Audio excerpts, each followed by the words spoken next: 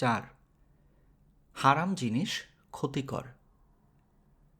আল্লাহ তাআলা সমগ্র মানুষের সৃষ্টিকর্তা।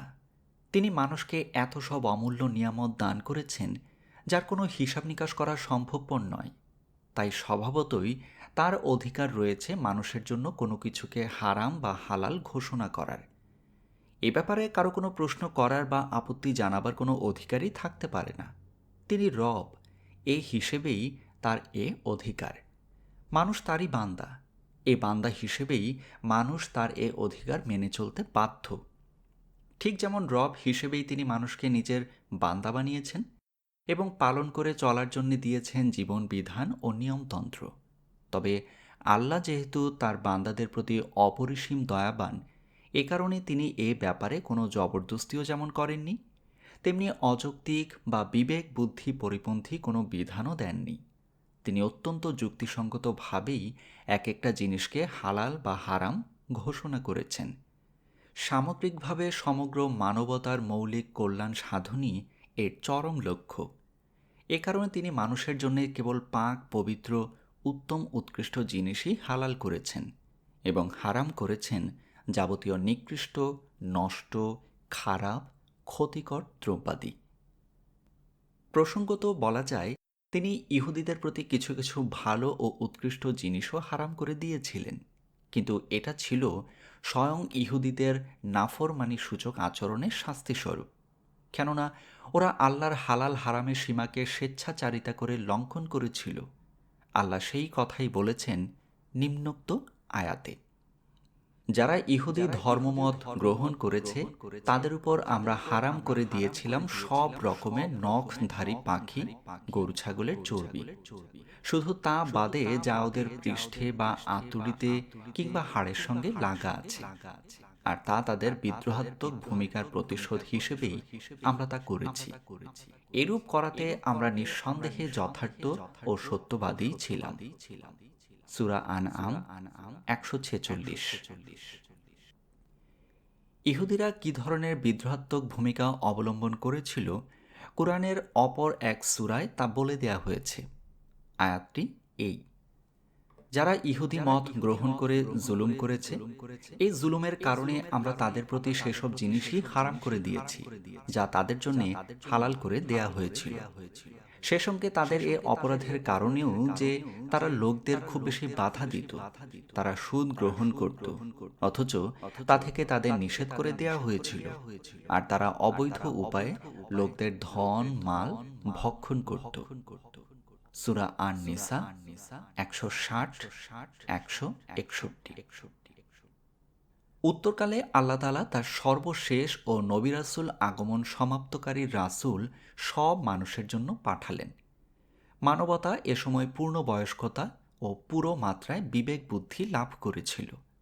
তখন আল্লাহ তাআলা অনুগ্রহ করে তাদের উপর থেকে সাময়িকভাবে চালানো সেই হারামের দুর্বহ বোঝা দূর করে দিলেন। আহলি কিতাব লোকদের কাছে এই রিসালাতের পরিচয় ছিল। কুরআন মাজিদে তার উল্লেখ করা হয়েছে এ ভাষায়, তারা তাদের কাছে রক্ষিত তওরাত ও ইনজিলে তার কথা লিখিত দেখতে পায়। সে তাদের ভালো ভালো কাজের আদেশ করে, খারাপ কাজ থেকে নিষেধ করে, তাদের জন্যে পাক পবিত্র জিনিসসমূহ হালাল ঘোষণা করে, আর তাদের উপর যেসব দুর্বহ বোঝা ও শৃঙ্খলাদি চাপানো ছিল তা তাদের উপর থেকে নামিয়ে দেয়। সূরা আরাফ 157। অতঃপর অপরাধের কাফফারা স্বরূপ ভালো পবিত্র উত্তম দ্রব্যাদি হারাম করার পরিবর্তে ইসলামে অন্যান্য পন্থা ও উপায়ের ব্যবস্থা করে দেয়া হয়। গুনার কাফফারার জন্যে খালেস তওবার ব্যবস্থা করা হয়। পানি যেমন করে ময়লা আবর্জনা ধুয়ে মুছে সাফ করে দেয়, তওবাও ঠিক তেমনি গুনাহ মাফ করিয়ে দেয়। এছাড়া এমন অনেক কাজেরও বিধান দেয়া হয়েছে যা খারাপ কাজকে নির্মূল করে দেয়। দান সদকা ও গুনাহের আগুন নির্বাপিত করে, যেমন করে পানি নিভিয়ে দেয় আগুন। এছাড়া চলমান জীবনে এমন অনেক দুঃখ কষ্ট ও বিপদ মুসিবত ভোগ করতে হয় যা বান্দার গুনাহ খাতা ও ভুল ভ্রান্তি শুষ্ক পত্র পল্লবের মতোই ছড়িয়ে দেয়।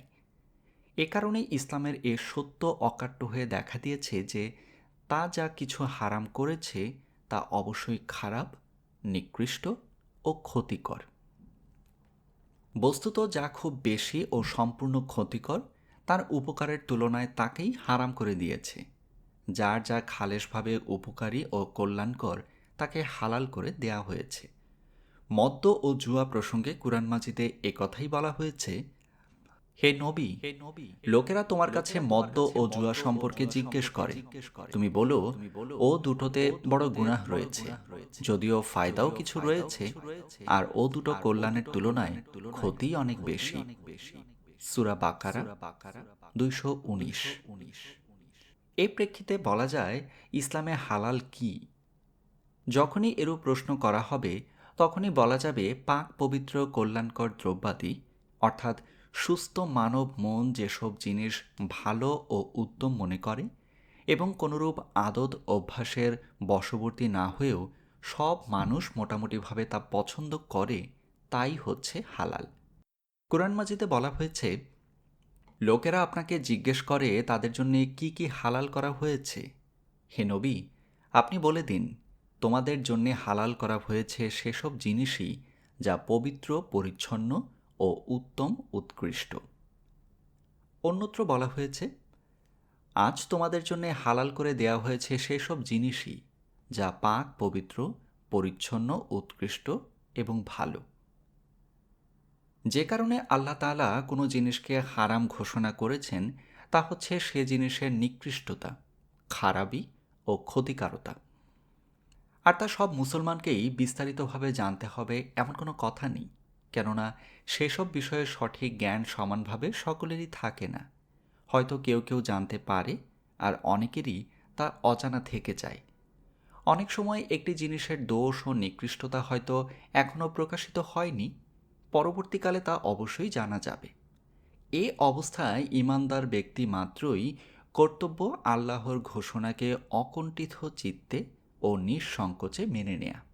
বলা যায়, জানলাম ও মেনে নিলাম। আল্লাহ তাআলা শূকরের গোশত হারাম করেছেন। মুসলিমরা শুধু এতটুকুই বুঝতে পারল যে তা অত্যন্ত ঘৃণ্য ও খারাপ বলেই হারাম করা হয়েছে। কিন্তু কালের অগ্রগতির সঙ্গে সঙ্গে জ্ঞান বিজ্ঞানেরও অগ্রগতি ঘটে। তার ফলে জানা গেল যে শূকরের গোশতে এক প্রকার ধ্বংসাত্মক ও মানব হত্যাকারী বিষাক্ত জীবাণু রয়েছে। কিন্তু শূকরের গোশত সংক্রান্ত এ জ্ঞান যদি নাও জানা যেত, কিংবা এর চাইতে ভিন্নতর কিছুও জানা যেত, তাহলেও মুসলিমদের আকীদা কখনো পরিবর্তন হতো না, কেননা আল্লাহর ঘোষণায় তা নাপাক ও অত্যন্ত খারাপ। দৃষ্টান্তস্বরূপ উল্লেখ্য, নবী করিম সাল্লাল্লাহু আলাইহি সাল্লাম ইরশাদ করেছেন, তিনটি অভিশাপ আহ্বানকারী জিনিস থেকে তোমরা দূরে থাকো, তা হচ্ছে পানি পানির স্থানে, রাস্তার মাঝখানে ও ছায়াচ্ছন্ন স্থানে পায়খানা করা। আবু দাউদ, ইবনে মাজাহ, হাকিম, বাইহাকি।